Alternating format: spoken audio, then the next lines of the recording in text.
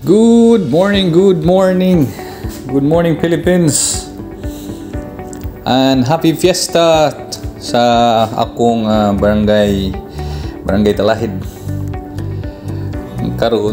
Ngayon, pasilip ko kung ano ba talaga ang trabaho ng mga ano ba talaga ang trabaho ni Dadoy Sarjay dito sa Multicat. Sa nakita nyo, may isang malaking barko sa harap ko. Ito ay Hooper Dredger. And in about 5 minutes, lalapit ako sa kanya. We will assist or magbibigay kami ng wire. So lalapit siya sa akin, lalapit ako sa kanya. So ingat-ingat para hindi mabangga. This is delikado na sitwasyon kung ano. Pero yun, focus lang sa pagdadrive. Kasi nakakatakot pag ma-miscalculate, ma-overshoot. And siyempre kung magkamali yung yung si Dadoy Sarjay, yayay na. Mabangga siya. Kaya ngayon, ayan, palapit na. Medyo malaki yan. Last 20 years ago, yan ang sinakyan ko. Ganyan din kalaki.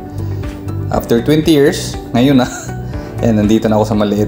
Pero yun, experience ko rin kung ano ang life dyan sa malaking Hooper Dredger vessel.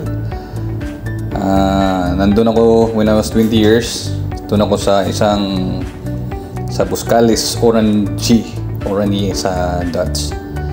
Ito, palapit na. Yung kasama ko, yung mga taga Multicat boys, yung dalawang AV, yung rookie, saka veterans, naka-position na para mag-pick up ng wire. Kasi may wire din kaming dala dyan sa kuberta namin. Connected yan dun sa pipeline sa yung nasa likod na connected sa mainland. Yan na yung rookie. Di pa masyado nagpa-practice pa. Kasi first time din sa Multicat. Yung isa, yung medyo malaking katawan, yan si kasama ko from Cagayan. Oh, Misamis pala. Veterano. First AB sa si constructor. Paring June Ritz. Napakagaling. Expert, veteran. Yan, nakunig na namin yung yung G-hook. 2G hook. So, yun, pwede ko na itanggalin, i-drop ko na. Yan, natanggal na. Yan, naalis ako dito para mahila na yung pipeline na sa likod ko. Kaya i-clear ko muna yung Multicat para hindi ako kasi ang wire kasi nasa ilalim na ng Multicat Kasi kung magkamali, hilain ng malaking Hooper Dredger yung wire, pupunta yan sa propeller ko. So yun, i-clear ko muna yung sarili ko, yung Multicat para Yan, tinawagan ko naman yung Hooper Dredger na huwag mo na mag-give up. Yan, medyo clear na ang lahat. Pero i-assist ko muna yung Hooper Dredger kasi yung pipeline kasi nasa port side ko nabaluktot. Minsan kasi malakas yung current, nababaluktot, kaya humihingi sila ng assist na ipupush yung pipeline, rubber pipeline. Yan, pupunta ako sa port side, magsiswing ako to port side kasi makikita natin yung dyan, nandyan yung pipeline, yung rubber pipeline. Yan yung rubber pipeline. Yan, so medyo nabaluktot, kailangan kong i-straight, i-assist. Itula ko sa kanila kasi yung wire dyan kasi maliit. Kung pipursahin nila minsan, mapuputol. So ang mangyayari, kami din magre-retrieve. So dobling trabaho. So i-assist ko sila. Yan, palapit. Kasi hilain nila yan hanggat makarating dun sa taas. Kaya lang, nagka-problema dun sa wire. Parang nag-stuck. So yun, ipupush ko siya para lalapit sa kanya. And yun, ganito yung buhay namin sa offshore, sa Multicat. Kasi on board ako sa Multicat ngayon And minsan pababago-bago, minsan matapon ako sa towing, minsan sa anchor handling. Pero ang multicat kasi ang trabaho all around. Pwede siyang mag-supply, mag-anchor handling, mag-pushing, pulling, towing. Itong ganito kadami yung trabaho ng multicat.